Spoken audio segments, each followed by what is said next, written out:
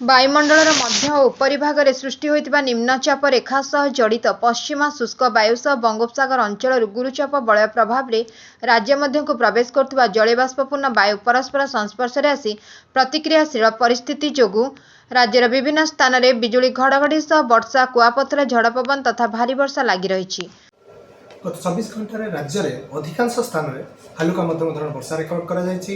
ଆମର ପାଖାପାଖି 8ଟି ସ୍ଥାନରେ ପ୍ରବଳ ବର୍ଷା ରେକର୍ଡ କରାଯାଇଛି, ଯେଉଁଟାକି ସର୍ବାଧିକ ବର୍ଷା ଢେଙ୍କାନାଳ ଜିଲ୍ଲାର ଗଣ୍ଡିଆଠାରେ 72.2 ମିଲିମିଟର, ସେହିପରି ଢେଙ୍କାନାଳର ଭୁବନଠାରେ 72 ମିଲିମିଟର, ତା ସହିତ ଅନୁଗୁଳର 8 ମଲ୍ଲିକରେ 68 ମିଲିମିଟର, ବୌଦ୍ଧ କଣ୍ଟାମାଳର 66.2 ଏବଂ ଯେଉଁଟାକି କନ୍ଧମାଳ ଦାରିଙ୍ଗବାଡ଼ିରେ 66 ମିଲିମିଟର, ବଲାଙ୍ଗୀର ପଟନାଗଡ଼ରେ 65.2, ଅନୁଗୁଳ ତାଲଚେରରେ 65 ମିଲିମିଟର ଏବଂ ନୂଆପଡ଼ା କମନାରେ 65 ମିଲିମିଟର। ଏହିସବୁ ସ୍ଥାନରେ ଆମର ଭାରୀ ବର୍ଷା ପାଖାପାଖି 8 ସ୍ଥାନରେ।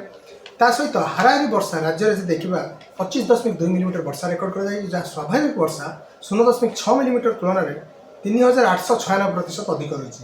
ସେହିପରି ଯଦି ଦେଖିବା ଆମର ଅନ୍ୟାନ୍ୟ ସ୍ଥାନମାନଙ୍କ ମଧ୍ୟରେ ବୌଦ୍ଧରେ 47.8 ମିଲିମିଟର ବର୍ଷା ରେକର୍ଡ କରାଯାଇଛି, ଯାହା ସ୍ୱାଭାବିକ ବର୍ଷା 0.1 ମିଲିମିଟର ତୁଳନାରେ 47,700% ଅଧିକ ରହିଛି, ଅର୍ଥାତ୍ ଏ ଅସ୍ୱାଭାବିକ ବର୍ଷା ବୋଲି ଆମେ କହିପାରିବା।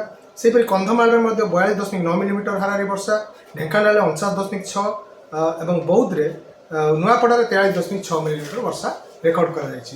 ବର୍ତ୍ତମାନ ଯଦି ଦେଖିବା ଆମର ପାଖାପାଖି 28 ଗତକାଲି 28ଟି ସ୍ଥାନରେ ଦିନ ତାପମାତ୍ରା 30 ଡିଗ୍ରୀ କିମ୍ବା ତାଠାରୁ କମ୍ ରେକର୍ଡ କରାଯାଇଛି। ସେପରି 9ଟି ସହରରେ ତାପମାତ୍ରା 27 ଡିଗ୍ରୀ ତଳେ ରେକର୍ଡ କରାଯାଇଛି। ଆଜି ଆମେ ଅନୁମାନ କରୁଛୁ ତାପମାତ୍ରା ଯେଉଁ ବର୍ଷା ଗତ 2 ଦିନ ଧରି ବର୍ଷା ପ୍ରଭାବରେ ଅଧିକାଂଶ ସ୍ଥାନରେ 20 ପାଖାପାଖି ତାପମାତ୍ରା ରହିବାର ସମ୍ଭାବନା ରହୁଛି। ଭୁବନେଶ୍ୱରରେ ମଧ୍ୟ 19 ଡିଗ୍ରୀ ପାଖାପାଖି ଏବଂ କଟକରେ 20 ଡିଗ୍ରୀ ପାଖାପାଖି ତାପମାତ୍ରା ଦିନ ତାପମାତ୍ରା ସର୍ବୋଚ୍ଚ ଦିନ ତାପମାତ୍ରା ରେକର୍ଡ ହେବାର ସମ୍ଭାବନା ରହୁଛି। ତା ସହିତ ଆମର ପାଖାପାଖି 5 ଜିଲ୍ଲାକୁ ଆମର ଅରେଞ୍ଜ ଆଲର୍ଟ ଜାରି କରାଯାଇଛି ଭାରୀ ବର୍ଷା ପାଇଁ। ଖାସ୍ କରିକି ଆମର ଜିଲ୍ଲାଗୁଡ଼ିକ ହେଉଛି କଟକ, ଖୋର୍ଦ୍ଧା, ତା ସହିତ ନୟାଗଡ଼, ଗଞ୍ଜାମ ଏବଂ ପୁରୀ। ଏହି 5 ଜିଲ୍ଲାରେ 1ରୁ 2ଟି ସ୍ଥାନରେ ବର୍ଷାର ପରିମାଣ 7ରୁ 11 ସେଣ୍ଟିମିଟର ସମ୍ଭାବନା ଥିବାରୁ ଆମେ ଅରେଞ୍ଜ ଆଲର୍ଟ ଜାରି କରିଛୁ। ଉପକୂଳବର୍ତ୍ତୀ ଜିଲ୍ଲା ଏବଂ ତାର ପାର୍ଶ୍ୱବର୍ତ୍ତୀ ଜିଲ୍ଲାଗୁଡ଼ିକରେ ବିଜୁଳି ଘଡ଼ଘଡ଼ି ଜନିତ ପାଇଁ ଚେତାବନୀ ଜାରି କରାଯାଇଛି। ଆସନ୍ତାକାଲିଠାରୁ ଧୀରେ ଧୀରେ ପାଗ ଫିଟିବାର ସମ୍ଭାବନା ରହୁଛି।